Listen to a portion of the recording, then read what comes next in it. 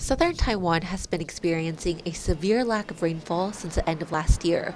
According to data, it has been over 550 days since the last time 24-hour rainfall levels exceeded 200 millimeters.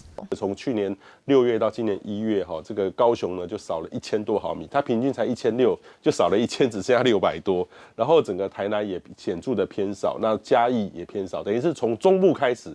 就一路的越往南是少的越多，只有在这个宜兰是降雨比较多的地方，所以基本上整个台湾就变成说是一个降雨很不分配很不均匀的地方。Tainan's annual rainfall in 2022 was only 1,001 millimeter compared to 2,241.5 millimeter in 2021. 以今年的状况来讲，我们现在开始慢慢要进入到春季，那这3年大概都是一个反圣婴发展的一个年份，也就是说在中东太平洋那边的海水温度比较冷的一个情况。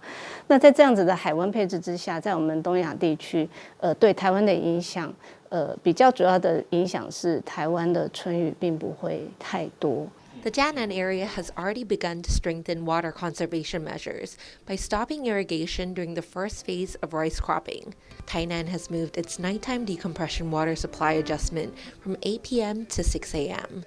Kaohsiung, which relies heavily on the Gaoping River for water supply, has been managing to maintain a good water level. Currently, the total backup water is 970,000 tons per day, with approximately 600,000 tons activated. Climate change poses significant threats worldwide, and Taiwan is no exception. Thus, it is vital to act quickly to ensure a sufficient water supply and protect the environment. TVBS World Taiwan.